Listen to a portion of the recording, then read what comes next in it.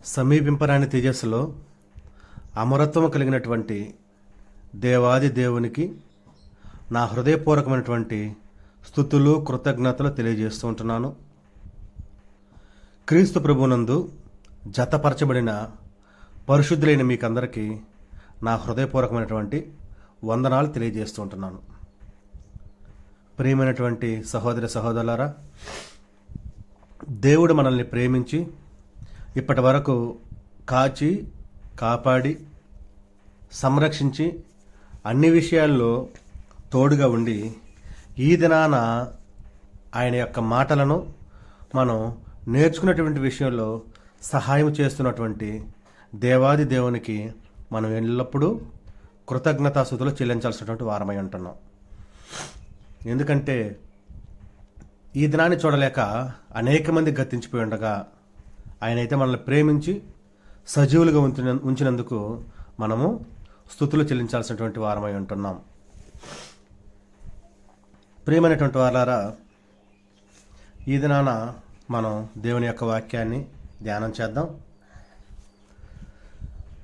గడిచిన 3 వారాలుగా మనము సువార్తలోని 2వ భాగమైనటువంటి క్రీస్తు ప్రభు వారి యొక్క మరణము, సమాధి, ఆ యొక్క పాఠాలని నేర్చుకున్నాం. గడిచిన వారంలో ప్రభు వారి యొక్క సమాధి అనేటువంటి పాఠాన్ని నేర్చుకున్నాం. అందులో మనం ఆలోచన చేసింది అసలు సమాధి ఎందుకు జరగవలసి వచ్చింది, సమాధిని చేసినటువంటి వారు అంటే జరిగించినటువంటి వారు ఎవరు, ఆ సమాధి ఎలా జరిగింది, ఆ సమాధి కాపలాగా ఎవరెవరున్నారు,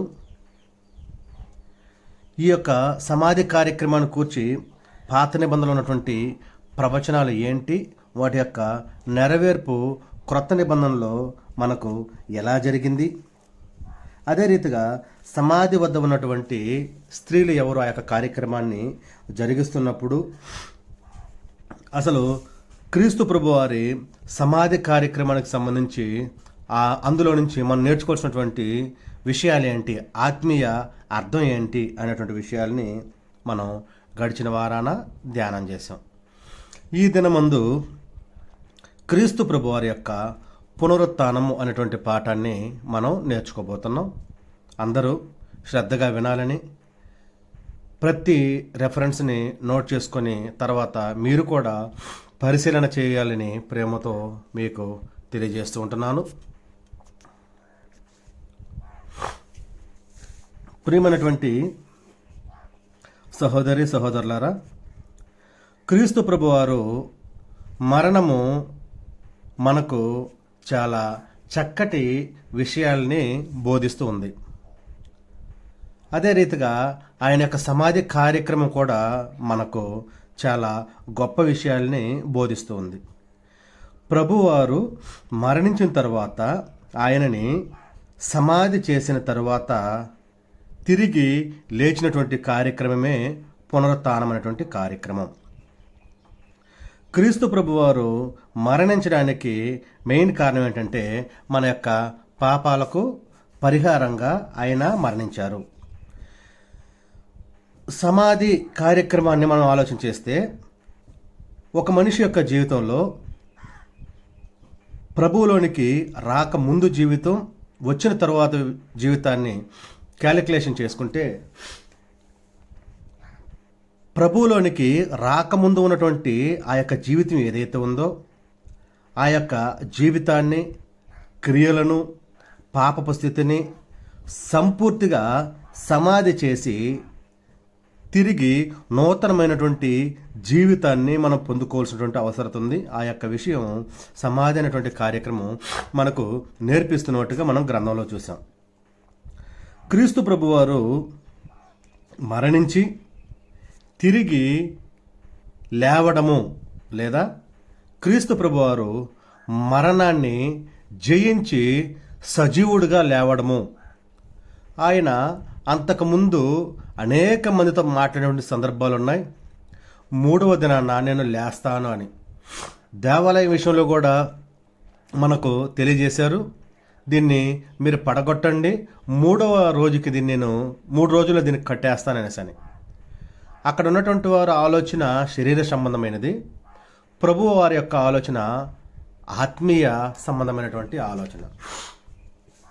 అయితే క్రీస్తు ప్రభువారు పునరుత్థానము అవ్వడము అనేది తథ్యమని అంతకుముందున్నటువంటి అనేక మంది ప్రవక్తలు తెలియజేసినట్లుగానే క్రీస్తు ప్రభువారు మరణించి సమాధి చేయబడినటువంటి 3వ దినాన తిరిగి లేవడం జరిగింది. ఈ తిరిగి లేవడము అనేటువంటి కార్యక్రమాన్నే పునరుత్థానము అని గ్రంథం చెప్తుంది. పరిశుద్ధ గ్రంథంలో ఈ యొక్క పునరుత్థానము అనేటువంటి ఈ యొక్క మాటని మనం ఆలోచన చేస్తే ఇది ఎక్కడి నుంచి వచ్చింది మనకు, లేదా గ్రీకు భాషలో ఈ పునరుత్థానం యొక్క అర్థం ఏంటి, అక్కడ ఏ విధంగా పిలువబడుతుంది, ఆ తర్వాత గ్రీకులో నుంచి ఇంగ్లీష్లోకి తర్జుమా ఎలా చేశారు ట్రాన్స్లేటర్స్, ఆ ఇంగ్లీష్లో నుంచి తెలుగులోనికి ఎలా వచ్చిందనేటువంటి విషయాన్ని ఒకసారి మనం ఆలోచించేద్దాం. గ్రీకు భాషలో మనము ఈ యొక్క అర్థాన్ని మనం చూస్తే అనస్టిస్ అనేటువంటి పదము ఇక్కడ వాడబడింది. ANASTASIS.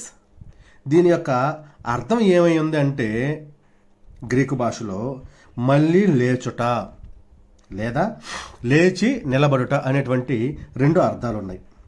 మళ్ళీ లేవడం అంటే, లేచి నిలబడడం అంటే పడిపోయినటువంటి స్థితిలో నుంచి లేవడం అనే అర్థం, లేదా కింద ఉన్నటువంటి స్థితిలో నుంచి పైకి లేచి నిలబడము అనేటువంటి అర్థముతో ఇది వాడబడింది. దీనికి పర్యాయ పదంగా అదే గ్రీకు భాషలో ఇంకొక పదం కూడా వాడబడింది. ఆ పదం ఏంటంటే ఎజీరియో, EGEIRO, ఎజీరియో అనేటువంటి ఈ యొక్క పదం కూడా వాడబడింది. దాని అర్థం ఏమైందంటే గ్రీకులో లేపుట, లేదా నిద్ర లేచుట, లేదా లేచి నిలబడుట అనేటువంటి 3 అర్థాలతో కూడుకునేటువంటి పదంగా ఉంది ఈ ఎజీరియో అనేటువంటి పదము. మనం ఈ చెప్పబడినటువంటి అనస్టిస్, ఎజీరియో అనేటువంటి ఈ 2 పదాలని మనం ఆలోచన చేస్తే మళ్ళీ లేవడము, లేదా లేచి నిలబడము, లేదా లేపడము, లేదా నిద్ర లేపడము, లేదా పునరుజ్జీవింప చేయడము అనేటువంటి మాటలు ఉన్నాయి. వీటన్నింటినీ మనం ఆలోచన చేస్తే లేచుట అనేటువంటి అర్థం వస్తుంది. అంటే ఉన్నటువంటి పడిపోయినటువంటి స్థితి కావచ్చు, నిద్రపోతున్నటువంటి స్థితి కావచ్చు, ఆ యొక్క స్థితిలో నుంచి పునరుజ్జీవం పొందుకొని లేవడము అనేటువంటి అర్థంతో ఉంది. ఆ యొక్క పదాలని ఇంగ్లీష్లోకి ట్రాన్స్లేట్ చేసేటప్పుడు ఇది మనకు తెలిసిందే రీసరెక్షన్ అనేటువంటి పదం. అంటే మరణం తర్వాత మళ్ళీ లేవడము అనేటువంటి ఇంగ్లీష్ పదంతో దీన్ని ట్రాన్స్లేట్ చేయడం జరిగింది. రైజ్ అంటే మళ్ళీ లేచుట, రైజ్ ఫ్రమ్ ద డెడ్ అంటే మృతులలో నుండి లేపబడుట. దీనినే తెలుగులోనికి తర్జుమా చేసేటప్పుడు ఏమని తర్జుమా చేశారంటే పునరుత్థానము అనేటువంటి పదముతో తెలుగులోనికి తర్జుమా చేయడం జరిగింది. గ్రీక్లో అనస్టిస్, ఎజీరియో, ఇంగ్లీష్లో రీసరెక్షన్, తెలుగులో పునరుత్థానము. ఈ విధంగా ఆ యొక్క గ్రీకు భాషలో నుంచి మన తెలుగులోనికి ఈ యొక్క పదం ఉద్భవించింది అనేటువంటి విషయాన్ని నేను ఈ సమయంలో మీకు తెలియజేస్తుంటున్నాను. ప్రియమైనటువంటి సహోదరి సహోదరులారా, ఇప్పుడు చెప్పబడినటువంటి ఈ యొక్క మాటలన్నింటినీ చూస్తే పునరుత్థానం అంటే ఏంటంటే మరణించి తిరిగి లేవడము, మరణాన్ని గెలిచి లేవడము, చచ్చిపోయినటువంటి వ్యక్తి తిరిగి బ్రతకడము. దీనినే పునరుత్థానం అనే గ్రంథం తెలియజేస్తుంది. ఈ యొక్క పునరుత్థానము అనేటువంటి పదము ఎవరికైతే యాప్ట్ అవుతుందో వారు మామూలు మనుషులు కాదు అని మనం ఆలోచన చేయాలి. మామూలు మనిషి అయితే చనిపోయి తిరిగి లేవడము అసంభవము. ఎందుకనినా ఈ యొక్క లోకంలో ఉన్నటువంటి ఎవరైనా సరే చనిపోయి తిరిగి లేవడం అనేది జరగలేదు, ఇక మీదట కూడా జరగదు. అది ఒక్క యేసుక్రీస్తు ప్రభువారికి మాత్రమే ఆ పదం వర్తించబడుతుంది, యాప్ట్ అవుతుంది. ఆయన మాత్రమే మరణాన్ని తిరిగి గెలిచినటువంటి ఒక వ్యక్తిగా మనం గ్రంథం చూపిస్తుంది, గ్రంథంలో మనం చూస్తూ ఉంటున్నాం. మరణించి తిరిగి లేవడం అంటే అది ఆషామాషి విషయం కాదు, అది చాలా సింపుల్ విషయం కూడా కాదు అని మనం గమనించాలి. ఒక వ్యక్తి చనిపోయి ఎందుకు తిరిగి లేవాలి? ఒక వ్యక్తి పాతిపెట్టబడి ఎందుకు తిరిగి లేవాలి? దాంట్లో నిగూఢమైనటువంటి అర్థము, ఒక గొప్ప సంకల్పము ఉంటే తప్ప చనిపోయినటువంటి మనిషి తిరిగి లేవవలసినటువంటి అవసరత రాదు. ఇది మనకందరికీ ఇంతకుముందు తెలిసినటువంటి విషయమే. ఏంటి అని మనం ఆలోచించేస్తే, ఈ యొక్క లోకంలో ఉన్నటువంటి సర్వ మానవాళి కొరకు, ఎవరి కొరకు? సర్వ మానవాళి కొరకు పరలోకమందున్నటువంటి దేవుడు సృష్టి పుట్టక మునిపే, సృష్టి చేయక మునిపే ఒక గొప్ప సంకల్పాన్ని కలిగి, ఆ యొక్క సంకల్పంలో భాగంగా సర్వ మానవాళి పాప పరిహారార్థమై ఆయన కుమారుడైనటువంటి యేసుక్రీస్తు ప్రభువుని యొక్క లోకానికి పంపించి ఆ యొక్క పాప పరిహారార్థ బలిగా ఒక్కసారినే క్రీస్తు ప్రభు వారిని అప్పగించడం జరిగింది. అలా అప్పగించబడినటువంటి ఆ యొక్క క్రీస్తు ప్రభు వారే సమాధి చేయడం, ఆ తరువాత సమాధిలో నుంచి తిరిగి లేవడము, అందరి యొక్క పాపాలని పరిహరించడము అనేటువంటి విషయం జరిగిందని మనం ఇంతకుముందు వీటి గురించి ఆలోచన చేసాం. ఇవి ప్రవచనాల యొక్క నెరవేర్పుగా కూడా జరిగింది అనే విషయాన్ని కూడా మనం ఇంతకుముందు తెలుసుకున్నాం. ఈ సమయం ముందు పునరుత్థానము, అసలు పునరుత్థానము ఎలా జరిగింది, పునరుత్థానము అంటే ఏంటి, పునరుత్థానము గురించినటువంటి వివరణ ఏ విధంగా ఉంది, ఆ పునరుత్థానమైనటువంటి ఆ యొక్క కార్యక్రమం చుట్టూ మనం చూస్తే విజువలైజేషన్ ఎలాగుంది అనేటువంటి విషయాల్ని మనం పునరుత్థానం గురించి ఈ సమయం ముందు పరిశుద్ధ గ్రంథంలో ఆలోచన చేద్దాం. పరిశుద్ధ గ్రంథం నుంచి మనము కొన్ని వాక్యాలు చదువుకొని దేవుని యొక్క మాటల్ని మనం నేర్చుకుందాం. ప్రియమైనటువంటి సహోదరి సహోదరులారా, క్రీస్తు ప్రభు వారి యొక్క పునరుత్థానమును గురించి క్రొత్త నిబంధనలో 4 పుస్తకాల్లో మత్తయి సువార్త, మార్కు సువార్త, లూకా సువార్త, యోహాను సువార్తలలో చక్కగా వివరించడం జరిగింది. ఆ యొక్క విషయాలు చదువుకొని మనం మన యొక్క పాటలోనికి ముందుకు కొనసాగదాం.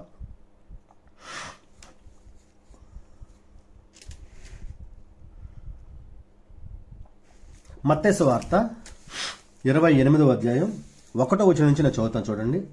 విశ్రాంతి దినము గడిచిపోయిన తరువాత ఆదివారమున తెల్లవారుచుండగా మగ్దలేన మరియయు వేరొక మరియయు సమాధిని చూడవచ్చిరి. ఇదిగో, ప్రభువు దూత పరలోకము నుండి దిగివచ్చి రాయి పొర్లించి దాని మీద కూర్చుండెను. అప్పుడు మహాభూకంపము కలిగెను. ఆ దూత స్వరూపము మెరుపు వలె ఉండెను. అతని వస్త్రము హిమమంతా తెల్లగా ఉండెను. అతనికి భయపడుట వలన కావలవారు వణికి చచ్చిన వారి వలె నుండిరి. దూత ఆ స్త్రీలను చూచి, మీరు భయపడకుడి, సిలువ వేయబడిన యేసును మీరు వెదకుచున్నారని నాకు తెలియను. ఆయన ఇక్కడ లేడు, తాను చెప్పినట్లే ఆయన లేచి ఉన్నాడు. రండి, ప్రభువు పండుకొనిన స్థలము చూచి త్వరగా వెళ్ళి ఆయన మృతులలో నుండి లేచి ఉన్నాడని ఆయన శిష్యులకు తెలియజేయుడి. ఇదిగో, ఆయన గలిలయలోనికి మీకు ముందుగా వెళ్ళుచున్నాడు. అక్కడ మీరు ఆయనను చూతురు. ఇదిగో, మీతో చెప్పితిన నేను. ప్రియమైనటువంటి వారలారా, మత్తయి సువార్తలో క్రీస్తు ప్రభు వారి యొక్క పునరుత్థానానికి సంబంధించినటువంటి వాక్యాలని మనం చదువుకున్నాం. అలాగే మార్కు సువార్తలో కూడా ఆ యొక్క వచనాలు చదువుకొని మనం ముందుకు వెళ్దాం. మార్కు సువార్త 16వ అధ్యాయం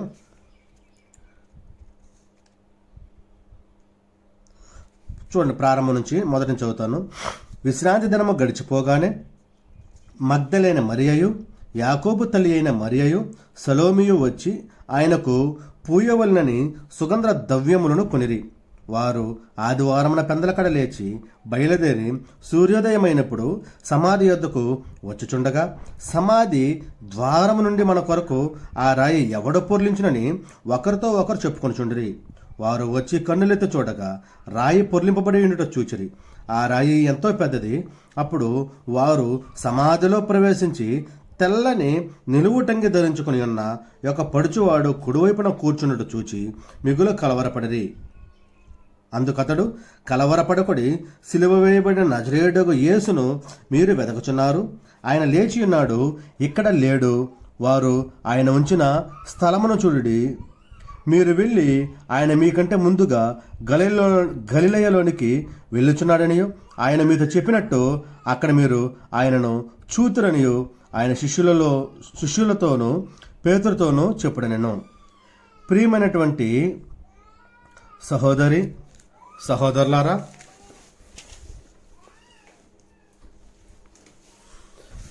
మనము ఇక్కడ చదవబడినటువంటి మత్తయి సువార్త, మార్కు సువార్తలో ఉన్నటువంటి విషయాలు క్రీస్తు ప్రభు వారి యొక్క పునరుత్థాన కార్యక్రమం కూర్చున్నటువంటి విషయాలు.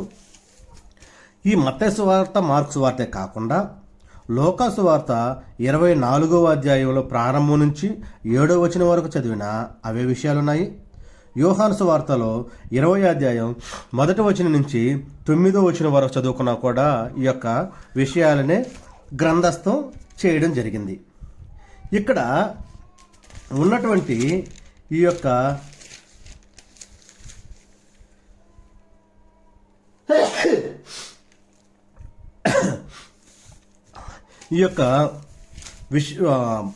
వచనాలను బట్టి మనం ఆలోచన చేస్తే విశ్రాంతి దినము గడిచిపోయిన తర్వాత, అంటే ఆదివారమున తెల్లవారుతూ ఉన్నప్పుడు మగ్దలైన మరియా, ఇంకొక మరియా సమాధిని చూడాలని అక్కడికి రావడం జరిగింది. అప్పుడు ప్రభువు దూత పరలోకంలో నుంచి దిగొచ్చి రాయి పొర్లించి దాని మీద కూర్చుని ఉంది. అప్పుడు మహాభూకంపం కలిగింది. ఆ దూత స్వరూపము మెరుపులాగుందంట. అతని వస్త్రాలు హిమమంత, అంటే మంచంతా తెల్లగున్నాయంట. అతనికి భయపడట వలన కావలి వారు వణికి చచ్చిన వారిలాగా అక్కడ ఉన్నారు. అప్పుడు ఆ దూత ఆ స్త్రీలను చూసి, మీరు భయపడబాకండి, మీరు సిలువ వేయబడినటువంటి యేసుని వెతకుతున్నారని నాకు తెలుసు, కానీ ఆయన ఇక్కడ లేడు, ఆయన చెప్పినట్లుగానే లేచి ఉన్నాడు. ప్రియమైనటువంటి వారలారా, ఆ సందర్భంలో వాళ్ళందరూ అక్కడికి వచ్చి వెతకతా ఉన్నారు ఎక్కడికి పోయాడు అనేసి అని. కానీ దేవదూత ఏం చెప్పింది? ఆయన ఇక్కడ లేడు, ఆయన చెప్పినట్టుగానే ఆయన లేచి ఉన్నాడు. ఎందుకు అంటే ప్రభువారు ముందుగానే శిష్యులకు కానివ్వండి, జన సమూహాలకు కానివ్వండి, ముందుగానే తెలియజేయడం జరిగింది. ఏమని? నేను దేవుని కుమారుడు, అంటే క్రీస్తు ప్రభువారు మనుషుల చేతికి అప్పగింపబోతున్నాడు, వారు ఆయన సిలువ వేస్తారు, 3వ దినాన ఆయన లేస్తాడు, అంటే నేను లేస్తాననేటువంటి విషయాలు అక్కడ ఉన్నటువంటి వారికి అనేక మందికి అంత ముందుగానే ప్రభువారు తెలియజేయడం జరిగింది. ప్రభువారు తెలియజేసినట్లుగానే ఆ సమయంలో వారు అక్కడికి రావడం, వచ్చినప్పుడు అక్కడ ప్రభువారి యొక్క శవము లేకపోవడము, వారు అక్కడ చూస్తూ ఉన్నప్పుడు దేవదూత పరలోకం నుంచి దిగొచ్చి, మీరు ఎందుకు చూస్తున్నారు అంటే, ఆ యొక్క దేవదూత పరలోకం నుంచి దిగొచ్చినప్పుడు ఆ శక్తి, ఆ యొక్క కాంతిని చూసి ఆ యొక్క సమాధికి కాపలాగా ఉన్నటువంటి భటులందరూ కూడా చచ్చిన వారిలాగా విస్మయం పొందిపోయి, అది ఆశ్చర్యం అనొచ్చు, భయము అనొచ్చు, లేదా భయముతో కూడినటువంటి ఆశ్చర్యం అనొచ్చు, అలా జరిగి వాళ్ళు చచ్చిన వారి వల్ల ఉన్నప్పుడు, కానీ వీరు కూడా భయపడినొచ్చు. కానీ దేవదూతతో అతను మాట్లాడుతున్నాడు, ఎందుకమ్మా మీరు ఇక్కడ వెతుకుతున్నారు, ఎందుకమ్మా మీరు ఇక్కడికి వచ్చారు, ఆయన చూడవచ్చారా, ఆయన ఇక్కడ లేడు, ఆయన చెప్పినట్లుగానే లేచి ఉన్నాడు అనేటువంటి విషయాన్ని అక్కడ ఆ యొక్క స్త్రీలకి ఆ యొక్క దేవదూత చెప్పడం జరిగింది. ఇదే విషయాన్ని 4 సువార్తల్లో వ్రాయడం జరిగింది. మనము ఈ 4 సువార్తలో ఉన్నటువంటి విషయాల్ని బట్టి మనం ఆలోచన చేస్తే, అక్కడ చెప్పినటువంటి ప్రతి వచనంలో ఉన్నటువంటి విషయాన్ని బట్టి ఆలోచన చేస్తే, పునరుత్థానమయ్యారు యేసుక్రీస్తు ప్రభువారు. పునరుత్థానమయ్యారంటే మరణాన్ని తిరిగి గెలిచారు, మరణించి తిరిగి లేచారు, సమాధి చేయబడి ఆ యొక్క సమాధిలో నుంచి బయటికి వచ్చారు. అంటే మరణం మీద యేసుక్రీస్తు ప్రభువారు విజయాన్ని సాధించారు. మరణము ఆయనను బంధించి ఉంచుట అసాధ్యమైనటువంటి విషయాన్ని మనం తెలుసుకొని ఉన్నాం. కాబట్టి ఆ యొక్క మరణాన్ని గెలిచి తిరిగి లేచినటువంటి యేసుక్రీస్తు ప్రభువారే పునరుత్థానుడు. ఈ యొక్క పునరుత్థానము అనేటువంటి దీన్ని కూర్చున్నటువంటి వివరాల్ని ఇప్పుడు మనం చదువుకున్నటువంటి 4 సువార్తలలో మనం ఆలోచన చేస్తే, ఆదివారం అక్కడ మహిళలు అందరూ సమాధి వద్దకు రావడం, రాయి తొలగింపబడి ఉండడము, శరీరము లేకపోవడము, దేవదూత ప్రకటించడము ఏమని, ఆయన ఇక్కడ లేడు, ఆయన లేచి ఉన్నాడని. ఆ తర్వాత మొదటగా చూసినటువంటి స్త్రీలు ఎవరున్నారంటే మగ్దలేనే మరియ అక్కడ ఉంది, మరియు ఇతర స్త్రీలు కూడా అక్కడ ఉన్నట్టుగా గ్రంథం చెప్పబడింది. మగ్దలేనే మరియ అక్కడ ఉందనేసన్ని రెఫరెన్స్ యోహాను సువార్తలో మనకు 20వ అధ్యాయం 14వ వచనం నుంచి 16వ వచనం వరకు చదివితే, అలాగే మత్తయి సువార్త 28వ అధ్యాయం 9వ వచనాన్ని చదివితే ఇతర స్త్రీలు అక్కడ ఉన్నట్లుగా మనకు గ్రంథం తెలియజేస్తుంది. ఈ యొక్క సందర్భంలో క్రీస్తు ప్రభువారు లేచినప్పుడు మొట్టమొదటిగా వాళ్ళని ఎవరు చూశారంటే, ఇప్పుడు మనం చదువుకున్నటువంటి ఆమె యొక్క మగ్దలేనే మరియ ఆవిడ కాకుండా ఇతర స్త్రీలు అక్కడ ప్రభువారు మొదటగా వారికి కనిపించినట్టుగా మనం చూసాం. ఆ తర్వాత ప్రభువారు లేచిన తర్వాత వారికే కాకుండా ఇంకా అనేక మందికి కనిపించడం జరిగింది. వారు ఎవరెవరికి కనిపించారు అని మనం ఆలోచన చేస్తే, నేను చదువుతాను చూడండి. లోకాసు వార్త 24వ అధ్యాయం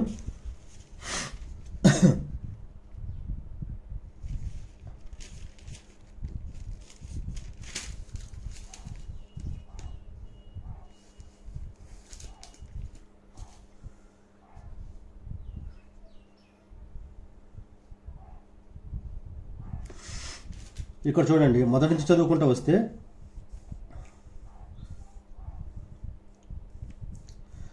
ముప్పై 31వ వచనం, వారి కన్నులు తెరవబడి ఆయనను గుర్తుపట్టరి, అంతటా ఆయన వారికి అదృశ్యుడాయను. ఈ యొక్క వచనంలో మనం చూస్తే అక్కడ ఆయన యొక్క శిష్యులకి ప్రత్యక్షమైనట్లుగా మనం చూడొచ్చు. ఆ శిష్యులు ఎమ్మాయి మార్గంలో ఇద్దరికి కనిపించారు.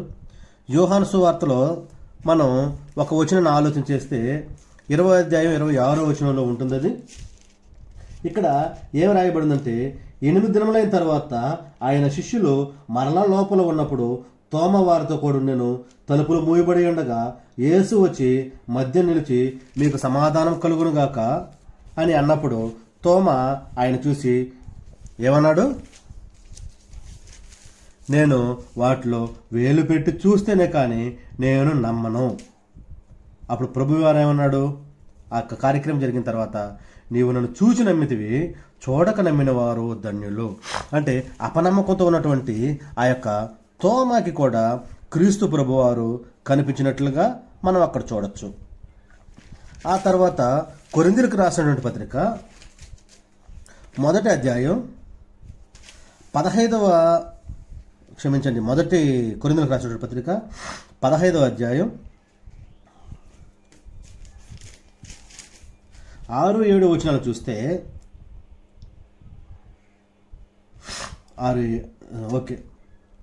4వ నుంచి చూద్దాం. లేఖనముల ప్రకారం 3 దినములు లేపబడిను, ఆయన కేఫాకును తరువాత 12 కనబడెను. అటుపిమ్మట 500కు ఎక్కువైన సహోదరులకు ఒక్క సమయం మంది కనబడెను. వీరిలో అనేకులు ఇప్పటి వరకు నిలిచి ఉన్నారు. తరువాత ఆయన యాకోబుకును అటు తర్వాత అపోస్తులకందరికీ కనబడెను. అందరికీ కడపట ఆ కాలమందు పుట్టినట్టున్న నాకును కనబడెను. ఏలయనగా నేను అపోస్తులందరిలో తక్కువవాడను, దేవుని సంఘమును హింసించినందున అపోస్తులుడు అనబడుటకు యోగ్యుడను కాను. ప్రియమైనటువంటి నా సహోదరి సహోదరులారా, ఇక్కడ మనం ఆలోచన చేస్తే యేసుక్రీస్తు ప్రభువారు చనిపోయి సమాధి చేయబడి 3వ దినాన లేచిన తరువాత ఆయన అనేక మంది కనబడ్డాడు. వారిలో మొదటి వారు మగ్దలైన మరియా ఉంది, ఇతర స్త్రీలు ఉన్నారు. వారి తర్వాత ఎమ్మావు మార్గంలో ఇద్దరు కనబడ్డాడు. తరువాత శిష్యుల్లో అనేక మందికి సందర్భాన్ని బట్టి కనబడ్డాడు. కానీ అక్కడ అందరి శిష్యులకు కనబడినట్లుగా ఆఖరికి అపోస్తలుడైన పౌలు గారితో కూడా కనబడినట్లుగా ఇక్కడ మనకు గ్రంథం చెప్తూ ఉంది. 500 మందికి ఎక్కువైనటువంటి వారికి కనబడినట్టుగా చెప్తూ ఉంది. పేతురు గారికి కనబడినట్టుగా చెప్తూ ఉంది. ఇంతకుముందు మనం ఆలోచన చేసాం, తోమా గారికి కూడా కనబడినట్టుగా గ్రంథం చెప్తూ ఉంది. అంటే యేసుక్రీస్తు ప్రభువారు పునరుత్థానుడు అయిన తరువాత అనేక మంది శిష్యులకు కనబడినట్లుగా మనం ఇక్కడ చూసాం.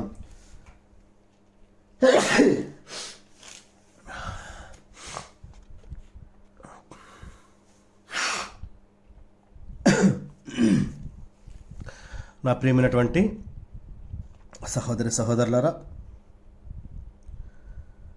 రెండవదిగా మనము మరొక విషయాన్ని ఆలోచన చేసాం. మొదటగా ఆలోచన చేసింది యేసుక్రీస్తు ప్రభువారు శిష్యులకు మరి కొద్దిమందికి కనిపించారు పునరుత్థానులు అయిన తర్వాత.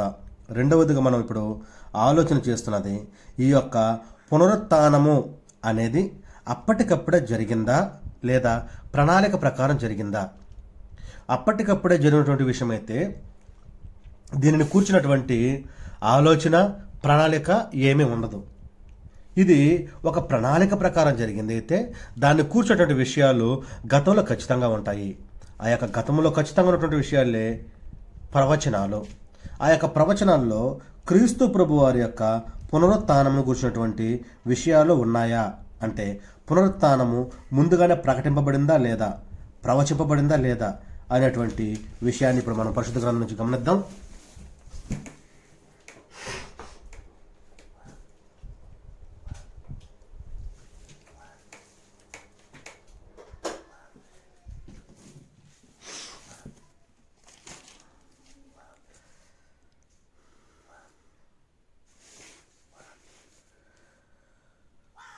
పాత నిబంధనలో మనం గమనిస్తే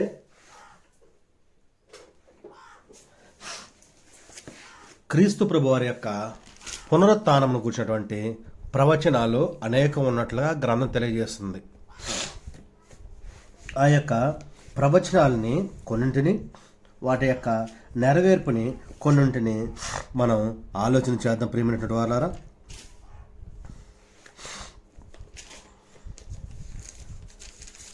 పాత నిబంధనలో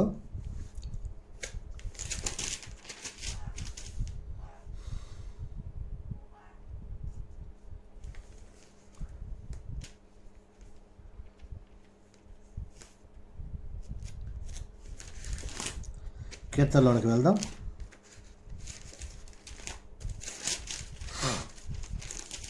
నేను మీకు చదివి వినిపిస్తాను చూడండి, ఎందుకంటే ఇక మనకు క్లియర్గా అర్థమైపోతాయి కాబట్టి నేను కొన్ని వచనాలని మీకు చదివి వినిపిస్తాను, ఆలోచన చేయండి.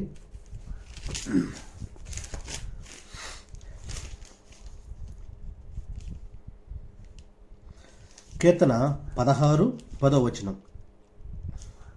ఎందుకనగా నీవు నా ఆత్మను పాతాళములో విడిచిపెట్టవు, నీ పరిశుద్ధిని కుళ్ళు పట్టనీయవు. కీర్తనలు 22 చూడండి.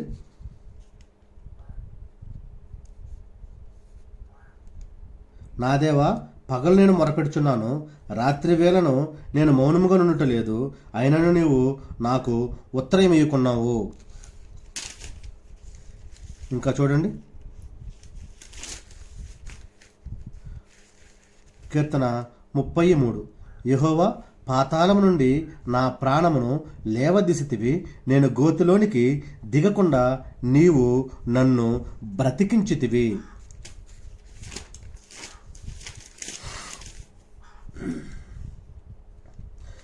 49వ కీర్తన 15వ వచనం. దేవుడు నన్ను చేర్చుకొనును, పాతాళ బలములో నుండి ఆయన నా ప్రాణమును వివేచించును. ప్రియమైనటువంటి నా సహోదరి సహోదరులరా, క్రీస్తు ప్రభు వారి యొక్క పునరుత్థానమును గురించి అనేక ప్రవచనాలు ఉన్నాయి. వాటిలో మీకు మచ్చుకి ఒక 3-4 ప్రవచనాలు చదివి నేను వినిపించాను. మిగిలిన ప్రవచనాలు ఉన్నాయి. నేను ఒకసారి ప్రవచనాలు సంబంధించి రెఫరెన్స్లు కొన్ని చదువుతాను. వీటిలన్నిటిలో క్రీస్తు ప్రభు వారి యొక్క పునరుత్థానానికి సంబంధించినటువంటి ప్రవచనాలు ఉన్నాయి. ఒక్కసారి చూడండి. ఇప్పుడు కీర్తన 16:10 చదువుకున్నాం. యెషయా 53:10-11లోను, హోషేయ 6:2లోను, యెషయా 25:8లోను, కీర్తన 118:13లోను, యోబు 19:25లోను, దానియేలు 12:2లోను, కీర్తన 132లోను, 110లోను, 86లోను, 137లోను క్రీస్తు ప్రభు వారి యొక్క పునరుత్థానములకు సంబంధించినటువంటి ప్రవచనాలు ఉన్నాయి. ఈ ప్రవచనాలు అన్నింటిలో ఇక్కడ మనకు తెలియజేసేటువంటి విషయం ఏంటంటే, క్రీస్తు ప్రభు వారు పునరుత్థానులు అవుతారు. ఆయన శరీరము కుళ్ళు పట్టదు, ఆయన పాతాళములో విడువబడడు, ఆయన తిరిగి లేస్తాడు అనేటువంటి విషయము ఈ యొక్క ప్రవచనాలలో ఉన్నాయి. ఈ యొక్క ప్రవచనానికి సంబంధించినటువంటి నెరవేర్పులు ఎక్కడ జరిగాయి అంటే, మనము మత్తయి సువార్త 28వ అధ్యాయంలోను, మార్కు సువార్త 16వ అధ్యాయంలోను, లూకా సువార్త 24లోను, యోహాను సువార్త 20 అధ్యాయంలోను క్రీస్తు ప్రభు వారి యొక్క పునరుత్థానములకు సంబంధించినటువంటి నెరవేర్పులు జరిగి ఉన్నట్టుగా మనకు గ్రంథం తెలియజేస్తుంది. ప్రియమైనటువంటి వారలారా, పాత నిబంధనలో ఉన్నటువంటి అన్ని ప్రవచనాల యొక్క నెరవేర్పులు ఇదిగో ఈ యొక్క సందర్భాల్లో నెరవేరినట్లుగా మనం నేర్చుకుంటూ ఉంటున్నాం. అయితే ఈ పునరుత్థానమును కూర్చున్నటువంటి విషయాలు పాత నిబంధనలోనే చెప్పడం జరిగిందా, లేదా క్రొత్త నిబంధనలో కూడా ఏమన్నా చెప్పున్నారా? క్రీస్తు ప్రభువారిని కూర్చున్నటువంటి ప్రవచనాలు కావచ్చు, లేదా ఆయన యొక్క పునరుత్థానములకు సంబంధించినటువంటి విషయాలు కావచ్చు, ఏమైనా చెప్పబడ్డాయంటే ఎవరో దగ్గరకు మనం వెళ్ళాల్సినటువంటి పని లేదు. ఎందుకు అనినా, క్రీస్తు ప్రభువారే ఆయన బ్రతికి ఉన్నప్పుడు పునరుత్థానమును కూర్చున్నటువంటి ఆయనే అనేక సందర్భాల్లో తెలియజేయడం జరిగింది. ఆ విషయాన్ని కూడా మనం పరిశుద్ధ గ్రంథం నుంచి ఆలోచించేద్దాం.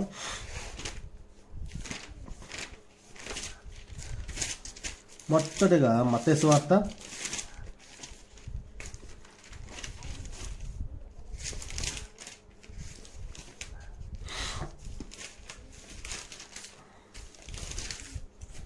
16వ అధ్యాయంలో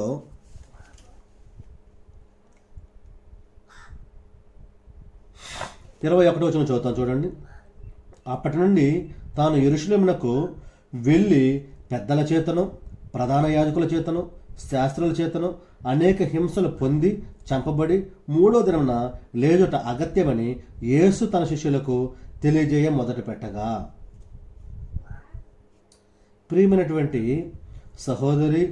సహోదరులారా, మనం ఇక్కడ ఆలోచన చేస్తుంది ఏంటంటే, ఆయన యొక్క పునరుత్థానంలో కూర్చున్నటువంటి పాత నిబంధనలో ప్రవచనాలే ఉన్నాయా, క్రొత్త నిబంధనలో కూడా ఏమైనా చెప్పబడ్డాయంటే, ఇదిగో క్రొత్త నిబంధనలో ఎవరో చెప్పడం కాదు, కానీ మన రక్షకుడైనటువంటి యేసుక్రీస్తు ప్రభువారే ఇక్కడ తెలియజేస్తూ ఉంటున్నారు. ఏమని తెలియజేశారు? అనేక హింసలు పొంది చంపబడి 3వ దినమున లేచుట అగత్యము. మరొక విషయాన్ని మనం చదువుదాం.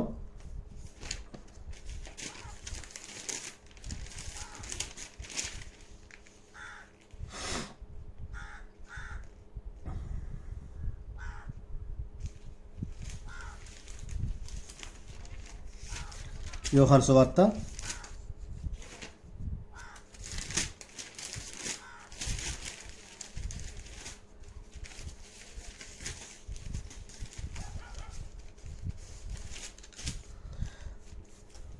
2వ అధ్యాయం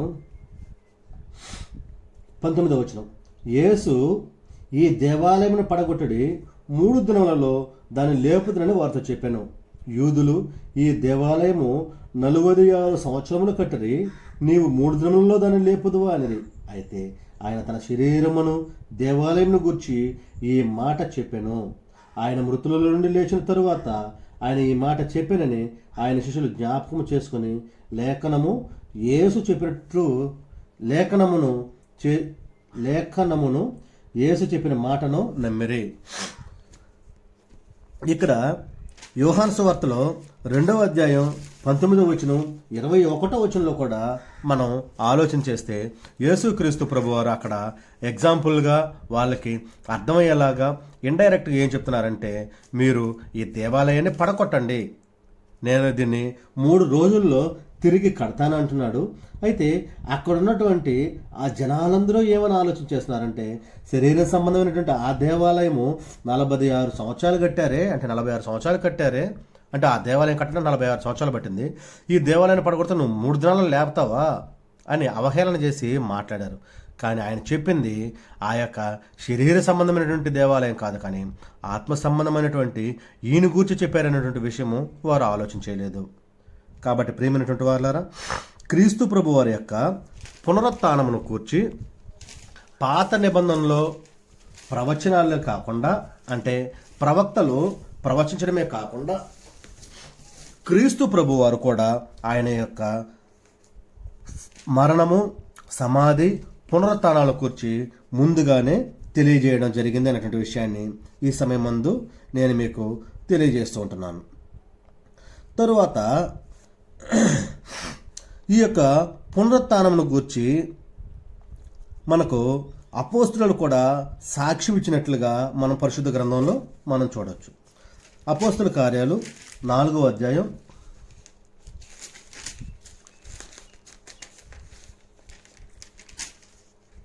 33వ వచనం నేను చదువుతాను చూడండి. 32 నుంచి, విశ్వసించిన వారందరూ ఏక హృదయము ఏకాత్మయో గలవారై ఉండిరి. ఎవడను తనకు కలిగిన వాటిలో ఏదియో తనది అనుకొనలేదు. వారికి కలిగినదంతయో వారికి సమిష్టిగా ఉండెను. ఇది కాక అపోస్తులు బహుబలముగా ప్రభు అయిన యేసు పునరుత్థానమును గురించి సాక్ష్యం ఇచ్చిరి. ఇక్కడ చూడండి, యేసుక్రీస్తు ప్రభువారు ఆయన యొక్క మరణ, సమాధి, పునరుత్థానాలను కూర్చి ఆయన యొక్క శిష్యులుగా ఉన్నటువంటి వారు అనేక మంది ఎదుట బహుబలముగా యేసు ప్రభు యొక్క పునరుత్థానమును గురించి సాక్ష్యమిస్తూ వారు ప్రకటించినట్లుగా గ్రంథం తెలియజేస్తూ ఉంది. మరొక వచనాన్ని మనం చదువుకుందాం. ఈ యొక్క అపోస్తుల కార్యాలలోనే 2వ అధ్యాయం మనకు అనేక సందర్భాల్లో చదివేటువంటి విషయమే ఇది. 24, మరణము ఆయనను బంధించుట అసాధ్యము కనుక దేవుడు మరణ వేదనలు తొలగించి ఆయనను లేపెను. ఇక్కడ కూడా అపోస్తులు ప్రభు యొక్క పునరుత్థానాన్ని గురించి ప్రకటించినట్లుగా గ్రంథం మనకు తెలియజేస్తుంది.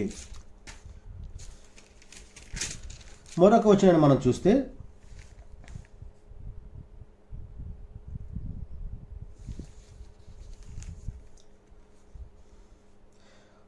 17వ అధ్యాయం అపోస్తుల కార్యాలు 32వ వచనం, మృతుల పునరుత్థానమును గూర్చి వారు వినినప్పుడు కొందరు అపహాస్యము చేసిరి.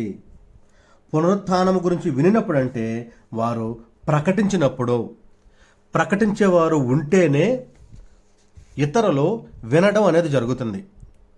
ఎవ్వరు ప్రకటించకుండా వినడం అనేది జరగదు. కాబట్టి ఇక్కడ అపోస్తులు ప్రకటించినప్పుడు కొద్దిమంది విని అపహాస్యము చేసినట్లుగా ఇక్కడ మనకు గ్రంథం తెలియజేస్తోంది. రోమిలకు రాసినటువంటి పత్రిక 6వ అధ్యాయం 9వ వచనాన్ని మనం గమనిస్తే,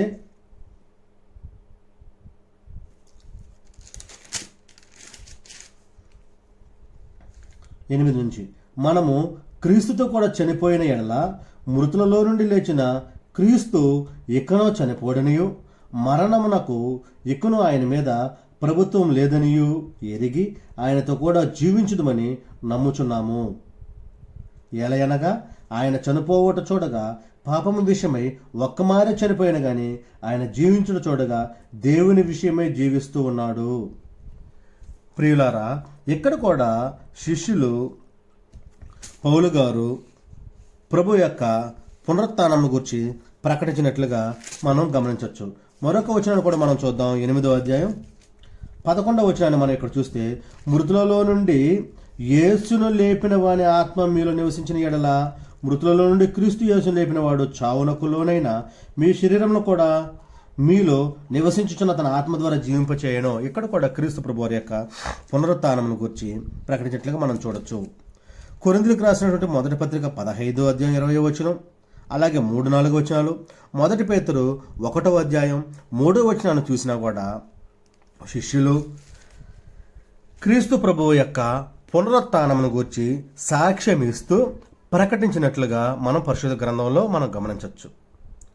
నా ప్రియమైనటువంటి సహోదరి సహోదరులారా, ఇప్పటి వరకు మనం ఆలోచన చేసినటువంటి విషయం క్రీస్తు ప్రభు వారి యొక్క పునరుత్థానాన్ని గురించినటువంటి విషయాలు తెలుసుకున్నాం.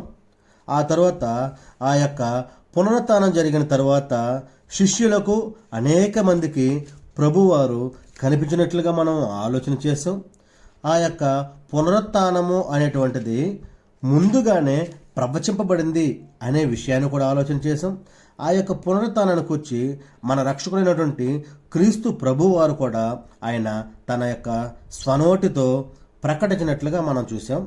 అదే పునరుత్థానం గురించి ఆయనతో పాటు ఉన్నటువంటి, ఆయనను వెంబడించినటువంటి, ఆయనను కల్లారా చూసి ఆయన మాటలను చెవులారా విని ఆయనతో తిని ఆయనతో కలిసి పడుకున్నటువంటి శిష్యులు కూడా ప్రభువారి యొక్క మరణమును గూర్చి సాక్ష్యమిస్తూ ప్రకటించినట్లుగా మనం చూస్తూ ఉంటున్నాం.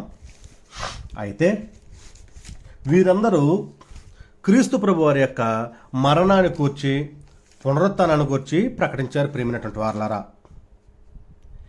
ఇంతమంది తెలియజేస్తున్నటువంటి ఈ యొక్క పునరుత్థానము అనేటువంటి కార్యక్రమము చాలా గొప్పది అనేటువంటి విషయం మనకు తెలుసు.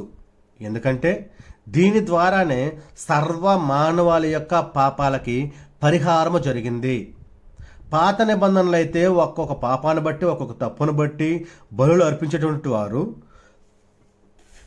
కానీ క్రొత్త నిబంధనలో క్రీస్తు చట్టం ప్రకారం క్రీస్తు ప్రభువారు ఒక్కసారే సర్వ మానవాళి పాపాల కొరకు ఒక్కసారే బలి అవ్వడం జరిగింది. ఇంత గొప్ప కార్యక్రమము, దాన్ని కూర్చున్నటువంటి విషయాలు గ్రంథంలో ఉంటే కొద్దిమంది అసలు పునరుత్థానమే లేదు అని మాట్లాడినటువంటి ఆ తరపు మూర్ఖులు కూడా ఉన్నట్టుగా గ్రంథం తెలియజేస్తుంది. అవును నా ప్రియ సహోదరుడా సహోదరి, క్రీస్తు ప్రభువారు పునరుత్థానాన్ని గూర్చి ప్రకటిస్తూ ఉంటే, క్రీస్తు ప్రభువారు ప్రకటింపడానికి మునుపు కొన్ని వేల సంవత్సరాలుగా అనేక మంది ప్రవక్తలు యేసుక్రీస్తు ప్రభువారు రాబోతున్నారని, ఆ యొక్క మెస్సియా ద్వారానే నిత్య జీవం వస్తుంది అని, ఆయన ఈ యొక్క లోకానికి వచ్చి సర్వ సృష్టికి ఆయన తన యొక్క పనిని జరిగించి, అంటే దేవుని యొక్క వాక్యాన్ని ప్రకటించి చంపబడి సమాధి చేయబడి తిరిగి లేస్తాడు అనేటువంటి విషయాన్ని అనేక మంది ప్రవక్తలు ఘోషిస్తే, అవన్నీ చూసినటువంటి వారు, అవన్నీ తెలుసుకున్నటువంటి వారు, అవన్నీ వినినటువంటి వారు మూర్ఖులుగా తయారయ్యారు. మూర్ఖులుగా తయారయ్యి వారు ఏమన్నారంటే అసలు పునరుత్థానమే లేదు. చూశారండి ఎంత అవహేళన చేశారో క్రీస్తు ప్రభువును కూడా డైరెక్ట్గాను ఇండైరెక్ట్గాను మనం ఆలోచన చేస్తే చాలా బాధ కలుగుతుంది. అవహేళన చేశారు, పునరుత్థానమే లేదు అసలని. చూద్దాం ఎవరు అవహేళన చేశారు, ఎందుకు చేశారు అనే విషయాన్ని పరిశుద్ధ గ్రంథం నుంచి మనం ఆలోచించేద్దాం. మత్తయి సువార్త 22వ అధ్యాయం 23వ వచనం. పునరుత్థానము లేదని చెప్పిడి సద్దూకయ్యులు ఆ దినమున ఆయన యొద్దకు వచ్చి. ఎవరంటండి పునరుత్థానము లేదు అని చెప్పేది? ఎవరు అంటే సద్దూకయ్యులు. ఆ దినాల్లో ఉన్నటువంటి ఆ సద్దూకయ్యులు పునరుత్థానము లేదు అనే చెబుతున్నారు. ప్రభువుని కల్లారా చూస్తున్నారు. ప్రభు చేసేటువంటి అద్భుత కార్యక్రమాలు, సూచిక క్రియలు, ఉపమానాలు అన్నిటినీ వింటున్నారు.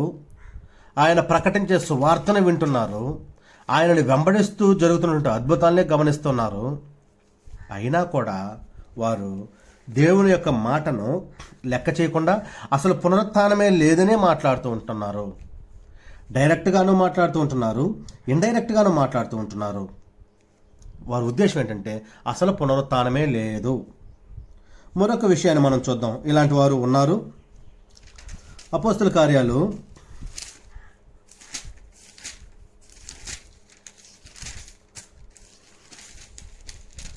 17వ అధ్యాయం 32వ వచనాన్ని చూస్తే, మృతుల పునరుత్థానమును గూర్చి వారు వినినప్పుడు కొందరు అపహాస్యం చేసిరి, మరి కొందరు దీని గూర్చి నీవు చెప్పునది ఇంకొకసారి విందుమని చెప్పిరి. ఆ సమయంలో పౌలు వారి దగ్గర నుంచి వెళ్ళిపోయారు. ప్రియమైనటువంటి నా సహోదరి సహోదరులారా, ఈ యొక్క విషయాన్ని మనం ఆలోచన చేస్తే ఇక్కడ ఉన్నటువంటి వారు కూడా అపహాస్యము చేస్తూ ఆయన యొక్క పునరుత్థానాన్ని గేలి చేసి మాట్లాడినట్లుగా మనం చూస్తూ ఉంటున్నాం.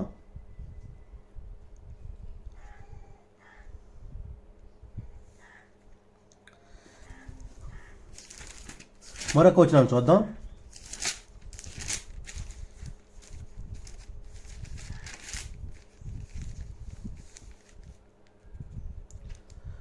ఈ సద్దూకయ్యుల గురించి అపోస్తల కార్యాలు 23వ అధ్యాయంలో కూడా రాయబడి ఉందండి. 23వ అధ్యాయం 8వ వచనంలో చూస్తే, సద్దూకయ్యులు పునరుత్థానము లేదనియు దేవదూత అయినను ఆత్మీయనను లేదని చెప్పుదురు గాని పరిసయ్యులు రెండూ కలవని ఒప్పుకుందురు.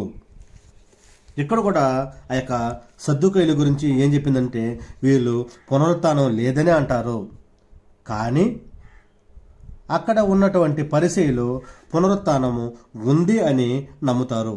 ఈ సద్దూకయ్యులు పునరుత్థానం ఒక్కటే కాదు కానీ దేవదూత లేదు, ఆత్మ లేదు అనేటువంటి వితండవాదం, వాదోపవాదాలు చేసేటువంటి మనుషులుగా కూడా ఉన్నట్లుగా మనం చూస్తున్నాం. తిమోతికి రాసినటువంటి 2వ పత్రిక 2వ అధ్యాయం 17-18 వచనాన్ని మనం చూస్తే, ఇక్కడ మరికొద్ది మంది ఉన్నారు పునరుత్థానం లేదనేటువంటి వారు. నేను చదువుతాను చూడండి. తిమోతికి రాసిన 2వ పత్రిక 2వ అధ్యాయం 17-18. కురుకుపుండు ప్రాకినట్టు వారి మాటలు ప్రాకును, వారిలో హుమనయ్యను ఫిలేతును ఉన్నారు. వారు పునరుత్థానమును గతించినని చెప్పుచు సత్య విషయమును తప్పిపోయి కొందరి విశ్వాసమును చెరుపుచున్నారు. పునరుత్థానమే గతించిపోయింది. చూస్తున్నారా? కురుకుపుండు ప్రాకినట్లుగా వారి మాటలు ప్రాకుతున్నాయంట, విశ్వాసాన్ని చెడగొడుతున్నారంట. వీరు తప్పిపోవడమే కాకుండా అనేక మందిని సత్యం నుంచి తప్పించేస్తున్నారు.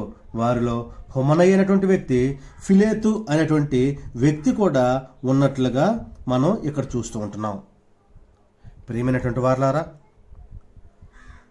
జగత్తు పునాది వేయబడక మునిపే జరిగినటువంటి ప్రణాళిక తన స్వకుమారుడిని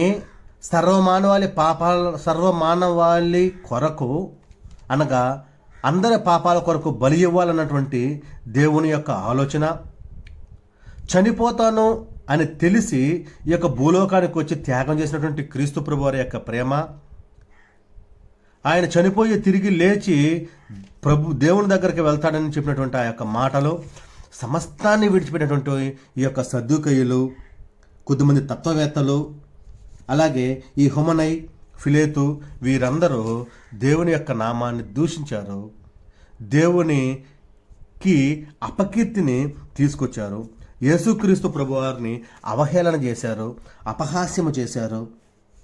నా ప్రియమైనటువంటి వారలారా, అంత గొప్ప కార్యక్రమాన్ని అసలు లేదని ఒక్క మాటతో కొట్టేసినటువంటి మూర్ఖులు కూడా ఆ దినాన ఉన్నట్టుగా మనం పరిశుద్ధ గ్రంథంలో చూసాం. నా సహోదరుడా, నా సహోదరి, ఇప్పటి వరకు మనం పునరుత్థానంలో కూర్చున్నటువంటి కొన్ని విషయాల్ని ఆలోచన చేశాం. ఇంకా ఉన్నాయి. దేవుని చిత్తంలో రేపటి వారిని ఆలోచించేద్దాం. మనం ఇప్పటి వరకు నేర్చుకున్నటువంటి విషయాన్ని ఒకసారి నేను మీకు తెలియజేసి 1 నిమిషం ముగిస్తాను. పునరుత్థానము అనేటువంటి పదము గ్రీకులో నుంచి ఇంగ్లీష్లోకి, ఇంగ్లీష్లో నుంచి తెలుగులోకి ట్రాన్స్లేట్ చేయబడింది, తర్జుమా చేయబడింది. ఆ యొక్క పునరుత్థానము అంటే ఏంటి అనేటువంటి విషయాన్ని మనం ఆలోచన చేసాం. ఆ పునరుత్థానం అనేటువంటి కార్యక్రమం చుట్టూ ఏమి జరిగిందనేటువంటి విషయాన్ని ఆలోచన చేసాం. ఆ యొక్క కార్యక్రమం జరిగినప్పుడు మొదట ఎవరికి కనిపించాడు, శిష్యులకి ఎంతమంది కనిపించేటటువంటి విషయాన్ని మనం ఆలోచన చేసాం. ఈ యొక్క పునరుత్థానము అనేటువంటి ఈ కార్యక్రమాన్ని గురించి ముందుగానే ప్రకటించబడింది ప్రవచన రూపంలో అనే విషయాన్ని ఆలోచన చేసాం. ప్రవచన రూపంలో ప్రకటించడమే కాకుండా యేసుక్రీస్తు ప్రభువారు కూడా తన యొక్క స్వనోరుతో ఆ యొక్క పునరుత్థానమును కూర్చి ప్రకటించినట్లుగా మనం చూసాం. ఆయనే కాకుండా ఆ తరువాత అపోస్తులు అందరూ కూడా పునరుత్థానం గురించి ప్రకటిస్తూ సాక్ష్యము ఇచ్చినట్లుగా కూడా మనం చూసాం. చివరిగా అసలు పునరుత్థానమే లేదని చెప్పినటువంటి సద్దుకైలు ఉన్నారు అనే విషయాన్ని కూడా మనం ఆలోచన చేసాం. దేవుని యొక్క మహాకృపను బట్టి, దేవుని యొక్క చిత్తాన్ని బట్టి రేపటి వారాన మరికొన్ని విషయాలు పునరుత్థానంను కూర్చి మనం పరిశుద్ధ గ్రంథంలో ఆలోచన చేద్దాం. దేవుడు మనకు తోడుగా ఉండి ఇప్పటి వరకు చక్కగా ఆయన యొక్క మాటలను నేర్చుకునే కృపను అనుగ్రహించినందుకు దేవాది దేవునికి స్తుతులు స్తోత్రాలు చెల్లిస్తూ మీకందరికీ నా హృదయపూర్వకమైన వందనాలు తెలియజేస్తున్నాను. ఇప్పటి వరకు చక్కగా విన్నందుకు.